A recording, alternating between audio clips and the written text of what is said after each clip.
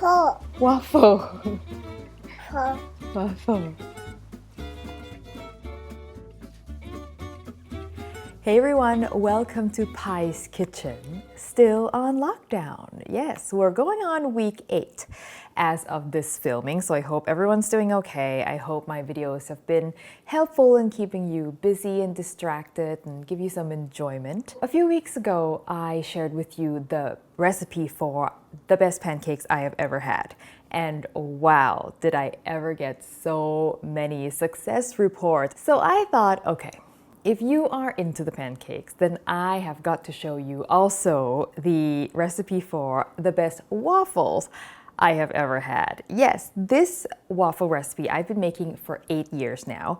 And when I made it the first time, I remember this so clearly because I had it and I was like, okay, search is over. I am done. This is it, my waffle recipe right here. And like my pancake recipe, I also have it pinned permanently to my refrigerator because we make it that much. So here you go. And over the years, I have made a few variations, which I can talk about a little bit, but today I'm going to show you the classic version that I make. And it's, you know what, even easier than the pancake recipe. But before we start, I want to tell you that this video is sponsored by Skillshare, and stay tuned to the end to find out how my subscribers can get a free 2-month access to thousands of online classes, including cooking classes. All right, let's get started. Super easy. You got a bowl with dry ingredients and a bowl with wet ingredients, and then you mix them together. And a kitchen scale is so handy. So I'm going to put in some all-purpose flour. It's interesting, when I first started this recipe, I actually started with ounce, but I moved to Canada and I'm like, you know what? I'm switching to grams. And then here's the secret right here. I'm also going to add some cornstarch, and this is the key why these waffles are so light and crispy. Yes, did I mention that why this is so good? It's crispy on the outside, moist in the inside, and just tender and delicious. And the key is I cut some of the regular flour with cornstarch, and cornstarch is a gluten-free starch. So that means it'll help absorb the water, but it's not going to create any toughness. It's sort of like making this whole recipe with cake flour, except that we don't have to get any specialty flour. Okay, some salt. This is so important. It's not going to be good without salt. Some leavening. I've got some baking powder. So as you saw in my pancake recipe, I use this paper edge to straighten out. And baking powder can get clumpy, especially once it's old. And when I can't find my tiny sieve, I use this tea strainer as my tiny little baking powder sifter. How cute is that? Same goes for baking soda. If you've got a box that looks like this, when you open it, if you're careful enough, you have a straight edge right here. And so when you measure, you can just use this paper to level it out. How convenient is that? This baking soda is fresh, so it doesn't have any clumps, but just to be safe, I'm gonna just pass it through anyway. And I'm gonna just whisk all this together. And I don't find that I need to sift everything together. Okay, I'm gonna set that aside. I forgot to prep my wet ingredients, so here we go. So with the wet ingredients, I have a little bit of a trick to share with you. You want to measure things in this exact order.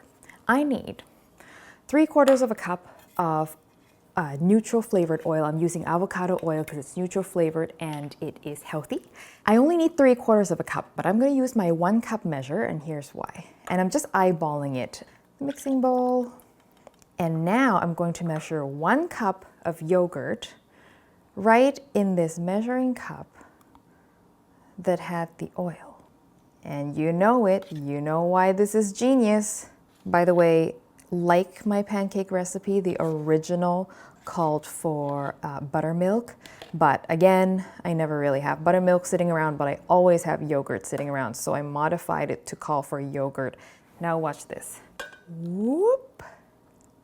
And this is why we measured the oil in this cup. Just some regular milk, whatever milk you're drinking, as long as it's not skim. I drink lactose-free 2%, so that's what I use. You can do like soy milk, oat milk, whatever non-dairy milk as well. It's not super important. There we go. 2 eggs, And in my, oh, I didn't crack that very well. In my pancake recipe, I whipped the egg whites separately. But with waffles, I really find that it's not necessary because it's confined by the waffle iron, right? So things can only rise so much. 2 teaspoons of vanilla. Yes, I do 2 teaspoons of vanilla this time. 3 tablespoons of sugar. This is a key right here. I find that most waffle recipes that I'm not super happy with, they don't add enough sugar. And when there's not enough sweetness in the batter itself, you rely so much on the sweetness of all the toppings that you put in. If you've got a good level of base sweetness in the batter itself, then just the overall experience becomes better, and then you rely less on all the things that you have to put on afterwards. Actually, this one's so good that sometimes I just eat it plain. You know, only 3 tablespoons of sugar, but it's just sweet enough that I can like walk around with it, chasing baby around the house and just eat it on its own anyway. I'm just gonna whisk this together. What I should have done was whisk the eggs, put the eggs in the bowl first and whisk them first. Another thing I like about this recipe is one tool. You need one whisk and that's it. Always wet into dry. I mentioned this in my pancake recipe and somebody asked me, but why wet into dry? And it's because if you drop dry ingredients into wet, you get a lot of like dry clumps that are harder to work out. Because if you can imagine, the wet ingredients just kind of envelopes the clumps of flour. In other words, it's a lot faster to mix when you pour wet into dry. And a few more whisks, and I am done. Now, you don't want to overmix it. Little lumps are okay. What you don't want is just big clumps of dry flour. But if you just got tiny little lumps, that'll just bake away eventually. And that's it. How easy is that? And again, if you want to make this easy on you, you can mix all the dry ingredients the night before, mix all the wet ingredients the night before, and just make the waffles fresh in the morning. All right, let's cook it.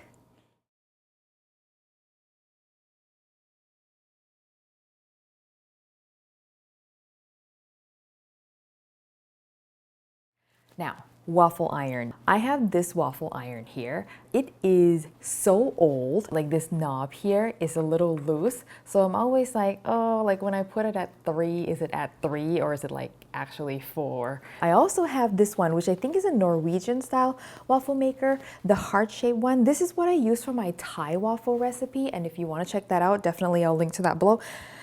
It's not as good for this recipe because the waffles come out super thin. And the thing about these waffles, what makes them good is they are moist and airy and light on the inside. So there's not enough room in these thin waffles for you to experience that airiness and the contrast between the crispy edge and the moist, tender inside. So I would say if you have this kind of waffle, stick to my Thai waffle recipe. For 1 piece of waffle, I use this ladle, which is about 1/3 of a cup. You don't want to overfill the iron because then they'll flow out the sides. But you also want to make sure that the corners are filled. I find that if there was going to be like a hole, it's often the corner. And now we're going to close. Oh, you can see they're starting to bubble up already. And wait for it to beep. So while we are waiting for the waffles to cook, let me tell you more about today's sponsor, Skillshare. So Skillshare is an online learning community with thousands of classes for lifelong learners. They've got classes on everything from photography, arts and craft, design, and yes, culinary classes too. Now that we're staying at home more, there is no better time to pick up a new skill, try out a new hobby, or maybe explore a whole new passion. Classes on Skillshare are actually great for busy people because they're no more than 60 minutes long. And even I, with a baby, have managed to complete 2 classes, one of which was on how to brew an amazing cup of coffee, which was so informative, so many things I didn't know. Here's the best part. The first 1,000 of my subscribers to click the link below will get a free 2-month membership. That's right, you can take your time and try out as many classes as you want, and then after that, an annual membership is only less than $10 a month. Only 1,000 people though, so don't wait too long. Okay, the machine just beeped. Let's see. Oh yes, that's perfect. So the top side is not presentation side because it doesn't always, like not all sides always reach the top. But what's gonna be pretty is the underside. Woohoo, look at that, yes. Now here's the test right here. See, you can even see I like broke the top a little bit. That's how crispy this is, yes. And that's a great color. Now, to store these, you want to make sure you put them on a rack. So, and by store, I mean just like transition, you know, a place to put them before you eat. You don't want to put these on a plate because then the condensation will make the bottom soggy. If you're not gonna eat these right away, if say you wanna finish the whole batch before you eat, you can turn your oven on low, whatever the lowest temperature is, 150, something like that, and then stick these in the oven and so they stay warm and it stays crispy. If these have been sitting for a while, they will not remain crispy because that's just the nature of things. If you got things that's tender inside and crispy outside, eventually the moisture from the inside is gonna get to the outside and will make it soft. When that happens, I stick it in the toaster quickly and the toaster crisps it nice and like perfectly. Which brings me to also, these can be frozen, so usually we'll just eat however many you will eat and then we'll freeze the rest. To reheat, you microwave it for just like 15-20 seconds so it's no longer frozen. Stick it in the toaster, almost as good as new. Okay, let's give this a try. The rest of the batter, that can wait. Oh, these look so perfect. I'm just gonna take this guy right here. I wanna make sure I put some butter on the top, and hey, here comes my little butter crock again.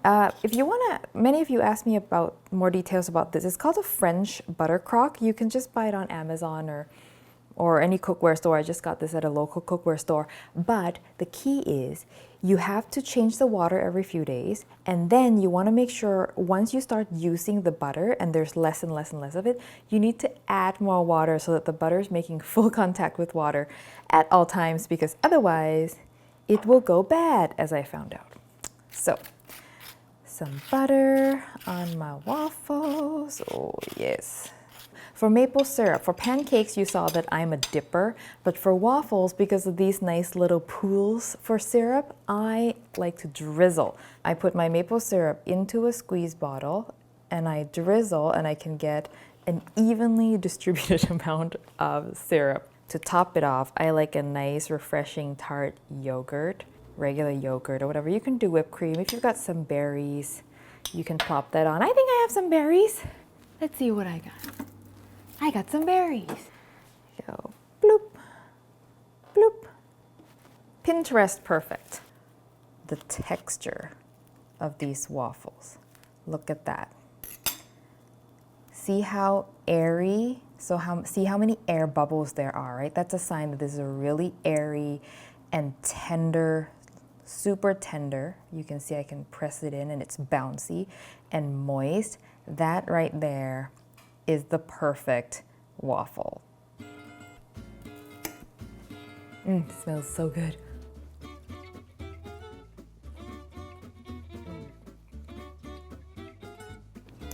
I've never had a better waffle. Like, I've been making these for like 8 years now, and I go to restaurants, I try waffles, and I'm still like, those are good, but mine is better. These are so good, and if you want to do it savory and go chicken and waffles, fry some fried chicken, this will work too. It's just the perfect light and airiness, but at the same time moist and succulent on the inside, a really nice crispy shell on the outside. Just everything you could ask for a waffle. And to be honest with you, like, I have had these waffles for many days in a row now because I did a test batch just to make sure I remembered everything before we filmed this video. And And I'm still not sick of it. Like every time I have it, I'm like, I've had so many waffles in these past few days and I am still loving them as much as before. Now, the real question is Baby Khan going to approve these waffles?